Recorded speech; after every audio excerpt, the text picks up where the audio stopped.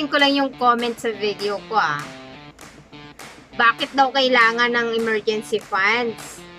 Magre-retire din naman daw. Parehas lang naman daw sa retirement at si emergency funds. Ano nga ba ang emergency funds? Ang emergency funds ay yung naka-reserve para sa mga hindi natin inaasahang gastos. Like, kapag nagkasakit tayo, pampayag sa medical bills, pampagawa ng bahay, kapag may nabutas sa bubong natin or meron tayong ipapa-repair bigla. Ganyan. Yun ang yun ang example ng emergency funds. I'll give you 3 reasons kung bakit mahalaga na meron tayong emergency funds. Bukod sa savings, dapat meron ka ring emergency funds. Number 1, financial safety net. Siyempre, life is full of unforeseen or sabihin na nating mga surprises, diba?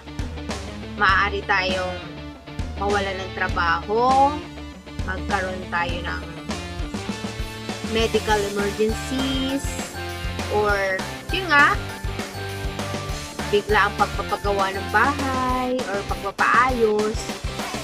Emergency funds natin, yun yung tutulong or yun yung gagamitin natin para may magamit tayong pambayad. Okay? Number 2, iwas utang. Di ba pag bigla tayo nagkasakit, or example, kaya na hospital, di ba? Kailangan natin yung ngayon tayong magagamit na pambayad. Hindi na natin kailangan manggambala pa ng kapitbahay o kung sino-sino dyan, si 1, 2, 3, 4, 5, 6, gagambalain natin para makakuha tayo ng pambayad sa medical bills. Diba? Kaya yung emergency funds it's another way para makaiwas tayo sa utang. Ang hirap kaya lang may utang. Diba?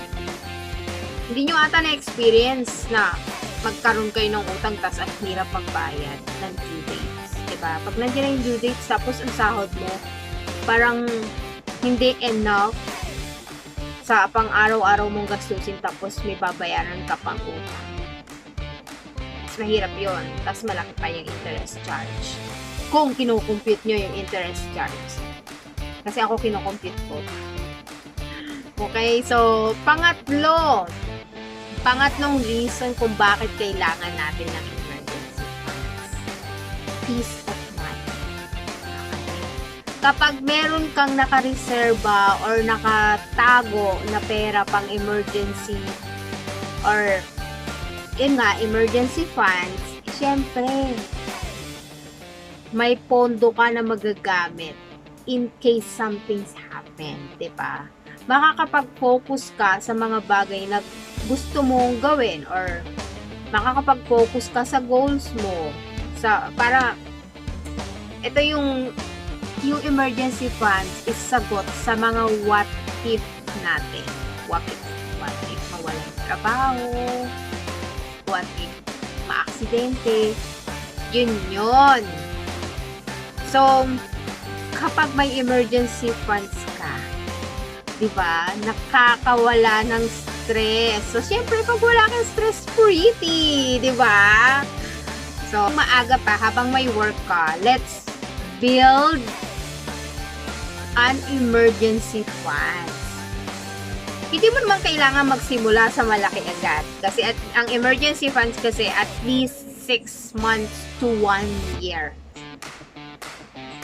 Dapat meron kang nakasave na pang-emergency funds. Okay? Hindi mo naman kailangan magsimula sa malaking halaga agad. You can start sa pakonti-konti, sa maliit.